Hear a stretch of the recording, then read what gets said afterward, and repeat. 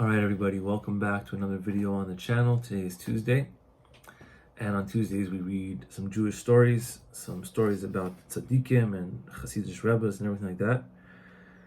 And today we are going to learn about Rebbe Boruch of Medzhybizh, who was a grandson of the Baal Shem and Rabbi Nachman of Breslov's uncle. And we're just going to learn a little bit about his life, where he was born, and one or two stories about him. Okay, so let's just start.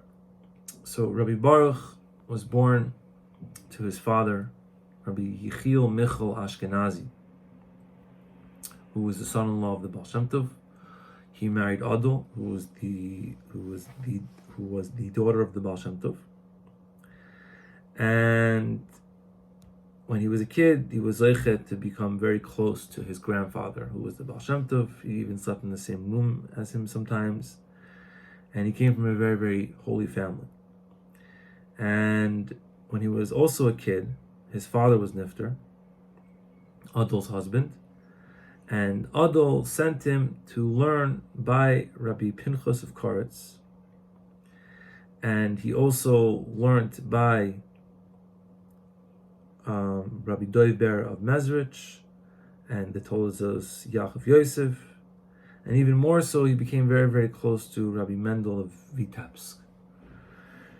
And when he got old enough, Rabbi Pinchas of Koretz made a shidduch for him with the daughter of Rabbi Tuvia of Katzkash from Austria, and Rabbi Baruch moved over there for a bit to be close to his father-in-law. And his second wife, he became his first wife was Nifter or whatever. His second wife he became the son-in-law of Rabbi Aaron of Titiev, who was the son of Rabbi Tzvi, who was the son of the Baal Shem Tov. So that means that he married one of his cousins, second cousin, I don't know, something like that, maybe. Right? If Adol was thing, so married his niece. I don't know. I'm always confused about these types of things, but whatever. Anyway, he was definitely marrying holy people, and he was definitely hanging out with a lot of holy people. Right? So then his Rabbi Mendel of Vitebsk, made Aliyah to Eretz Yisrael. He went to Eretz Yisrael, and he was 25 years old, Rebbe Boruch of Medzhybizh, and he started taking over the Kila. And first he started his group and his Hasidus and his leadership in the city of Tulchin. And then he moved eventually to Medzhybizh, where he's buried. And he lived there for 12 years. And that was his life. His brother, who was the Degel Machan Ephraim, also lived there before him. And he led Hasidim, and he was a very, very big tzaddik. There was definitely machlokes between him and Rabbi Nachman about certain things, but we're not going to get into that now. But there's a story that he told Rabbi Nachman's mother when she asked him for a bracha at his bris, not to be cholik on Rabbi Nachman. Rabbi Baruch of Medzhybizh said that we have to be cholik on him. It's like already known from Shemayim that we need to be cholik on him to reveal his greatness. So anyway, let's learn some stories about Rabbi Baruch of Medzhybizh, because I read some before and I didn't really understand them, but let's try to read them again. Maybe we'll get some clarity on it. So the first story is that one time when Rabbi Baruch of Medzhybizh was in shul on Shabbos, there was like the chandelier hanging down, whatever, like a lamp or whatever it was, and Rabbi Baruch Streimel hit this candle zachin thing, and it moved a little bit, right, on Shabbos. And when he saw what happened, he was so shaken with fear, he fainted. Right, and then they woke him up. Right, so they asked him, like, "What's the big deal? Like, what's this? All this Rosh Gadol just touched it by mistake. You didn't even know." Right? It's not really an avera. So Rabbi Baruch of Medzhybizh says that I'm not really scared of the actual avera here. Like mipnei guf havera nivhalti lo. Right? Lo mipnei guf havera nivhalti. I didn't become all nival because of the guf of the avera. He says, really, in truth, there's no chashash here of a sin at all. Any time that you are over something, nigram tumtum beliboy. A little bit of timtum comes in your heart. A little bit of badness, whatever, comes in your heart. And this timtum causes to become extinguished from a person the light of the upper das, the upper worlds. Right? A lot of kedusha, right? And then you become further away from Hashem, kifi erech avera, depending on which avera you did, right? So somebody who has inside of him a neshama gedayla, a very holy neshama, and everything like that, gam al yidei chet kal ba'aynis, and even through such a small little chet, not even on purpose, even still, the light gets extinguished a little bit. And this is why I was scared, because I don't want to lose any devekis that I have with Hashem. So that's one story. So even though it wasn't really a real avera, but it still would take away tiny little light, so he was scared of that. That's why he was nivel. One time, there was a chassid, his name was Rabbi Yaakov Shimshon Mishpitivke, who was also a very big tzaddik, I believe, a Rebbe himself, I believe. He was traveling to the western countries, the Artzos HaMa'ariv, the Sephardic countries, to visit people there and to collect money for poor people for Eretz Yisrael, right? And he went inside to the house of one Sephardi, Chacham, who was a very, very big tzaddik. And this Chacham asked him, "Where are you from?" He said, "I'm from Poland." And this Chacham right away asked him, "How's Rebbe Boruch of Medzhybizh doing?" And this guy, Rabbi Yaakov Shimshon, was very shocked and confused that he even heard about him. He said, "How do you know him? You live thousands of miles away." So the Chacham said, "Don't be so confused. He said, in truth, I have not really met him in real life, but when I'm in Shemayim, when I'm doing stuff and I'm in Shemayim, whatever that means, I hear them talking about his Torah all the time."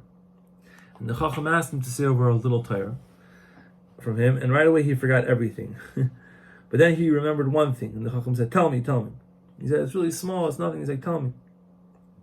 So he said, Rabbi Boruch of Medzhybizh says that in benching, it says we have the bracha Hashem Elokeinu al shenchat lavasenu eretzchem Torah b'chava. Right, we're thanking Hashem for a bunch of things, right? In the bracha, in the part of benching that starts off Noidel Hashem, right? We're being mefarik, we're detailing certain things, right? So why right away afterwards do we go and say V'ala kol Hashem Elokeinu anachnu moedem lach? Right? We just thanked Hashem for things. Why are we now going back and saying V'ala kol Hashem Elokeinu?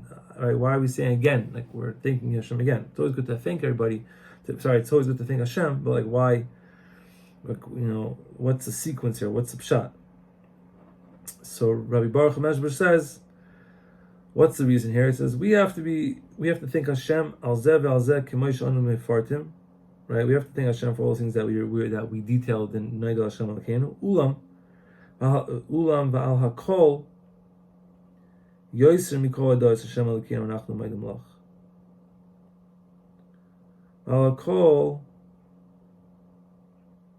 Hashem Elokeinu anachnu moedem lach shezachinu sha'ata Hashem Elokeinu le'tinu chas Hashem Elokeinu Baruch Shemai. I think what he's trying to say is that we are mefarit in that one part of benching, and then we say again everything, v'al hakol, everything, even that we didn't mention, even things that we didn't say.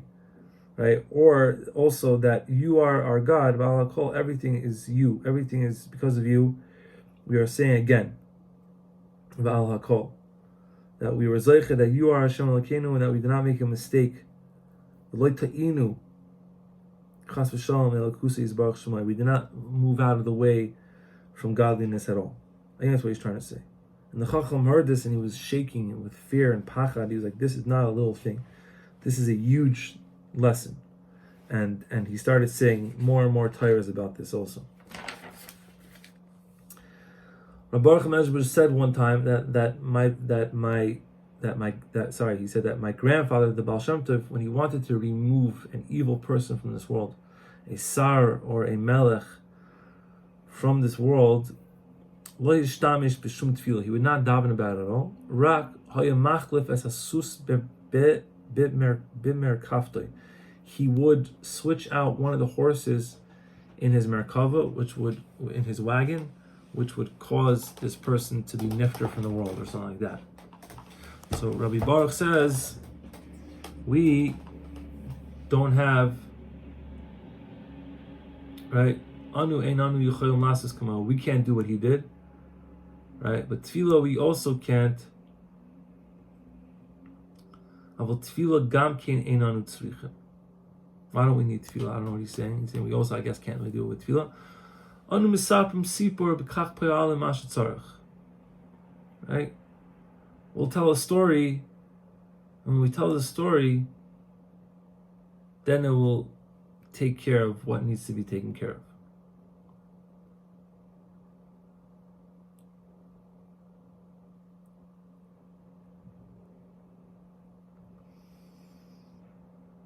Hold on 1 second.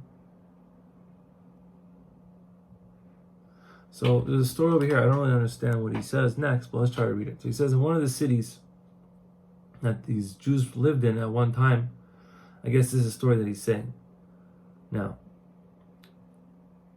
I think he's saying that with stories also you could be poil what you need to be poil. So he said, what's the story? What's the story over here? The story is that in one of the cities there was a Russia person who was in charge, the mayor, the governor, and he obviously caused a lot of stress for all the Yidden there. And the Yidden sent a team of people to Rebbe Boruch of Medzhybizh to talk to them, to say, what should we do? What are we going to do over here? So they came to Medzhybizh before Shabbos, and only on Shabbos day were they able to get inside to Rebbe Boruch of Medzhybizh. And they told him their tzaras about this Russia guy running their city and ruining their lives. And the Rebbe explained to them the pasuk Vayar ki einish, when Moshe Rabbeinu came inside Mitzrayim and he saw there was no people, right? He saw the Mitzri hitting the guy, and he looked around and he saw that there was nobody there, right? And Rabbi Baruch was hinting here that this guy is not a man. Maybe he's already dead. Kishum Mirami is l'sar that he's hinting to the Sar that he's not a geder, that he's not in the geder of Ish at all. He's not in the category of a man at all. And then what's the next pasuk say? Vayach es ha-mitzri. He hit the mitzri. Klemer lahakos es ha-mitzri rasha. Ein hachach daf ulasav b'Shabbos. We don't need to do it right now on Shabbos. Like I guess he was saying, I'm not going to take care of this on Shabbos. Ella vayitmeneu b'choil. He buried him in the sand. But Rabbi Baruch is translating b'chol on the weekdays. He said, don't worry, I'll take care of this during the week. And that's what he was saying. That during the week I'll take care of this sar, this evil guy, during the week. Whatever the way he took care of it doesn't say over here, but that's what I think he's saying. Okay, and then one last story over here. This is crazy stuff, because I'm trying to understand these and they're a little confusing. I hope people are following along. Alright, Rabbi Yosef of Yampoli, who was the son of Rabbi Michal of Zlotchev, right? He married the daughter of Rabbi Boruch of Medzhybizh, right? Ba'asher Benoy Rabbi Yitzchak Hayachasonai. Sorry, Rabbi Yosef's son, Rabbi Yitzchak, married the daughter of Rabbi Boruch of Medzhybizh, and therefore this guy, Rabbi Yosef of Yampoli, was a mechutin of Rabbi Boruch of Medzhybizh. Right? He would go every year and spend 2 Shabbosim by Rabbi Boruch of Medzhybizh. Which parshas? Parshas Bichukoisai, Parshas Kisava. Behem Koyer and Es, Parshas Hatechacha. Right? We read the Parshas Hatechacha as you want to be by the Rebbe when you read those parshas. Right? So one year, when Rabbi Yosef of Yampolia was leaving his mechutin after the Shabbos of Kisavoy, right? So he says, Rabbi Baruch of Medzhybizh says, I want to go on a little journey with you on the wagon, right?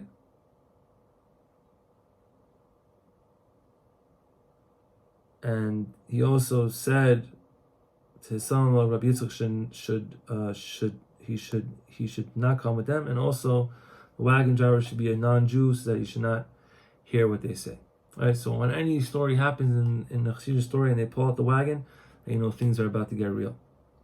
Right? So they went together to a forest close to the city, and they went off from the wagon and they started talking.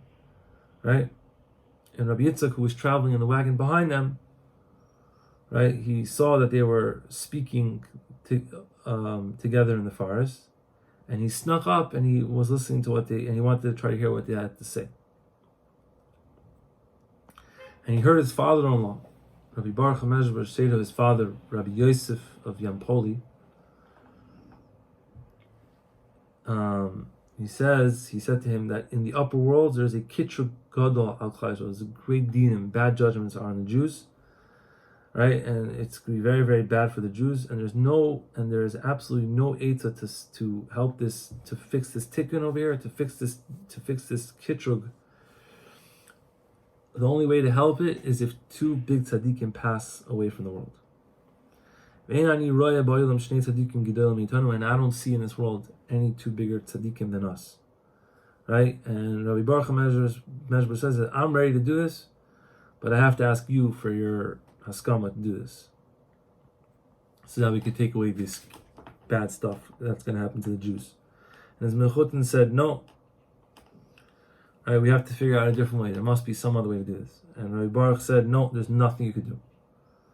And he bothered and he told him we can't do anything until Rabbi Yosef of Yampoli also agreed to do this. And meanwhile, Rabbi Yitzchak, who was the son of Rabbi Yosef of Yampoli, and his father-in-law, who was Rebbe Boruch of Medzhybizh, was sitting there, and he's like, yo, they're going to die, right? He realized that he's going to lose his father and his father-in-law. He got very scared, right? And he let out a big scream. And then these two tzaddikim realized that he was there, and Rabbi Boruch of Medzhybizh screamed at him. He said, listen to me. He says, if you give me a handshake now, that you will not ever reveal this conversation that we just had until after we die, so good. But if not, then I will make from you a tel oilam. I guess I'm going to destroy you, because this is like big stuff that's about to happen. Pretty intense, but that's how things were. And a little bit later on, we saw the gedula of these great tzaddikim, that they were meiser nafsham for the Jews, right? They both went up to Shemayim. Rabbeinu Chala, Rabbi Baruch of Medzhybizh, became sick in Chodesh Cheshvan, and he died on Chai Kislev. That was why I'm reading this story, but I forgot to mention at the beginning of the video, Chai Kislev is soon, really soon, a few days actually, and it's his yahrzeit. Rabbi Yosef of Yampoli went up a little bit further on in Chav Dalet Shvat, and they're buried in Medzhybizh, in the same place as the Baal Shem Tov. That's it. That's what we have. That is the life and stories of Rebbe Boruch of Medzhybizh. I hope we understood a little bit. Can't even touch these great tzaddikim. So hopefully we'll be back on Thursday. Keep on reading and just doing good things. All right, everyone should have a great day.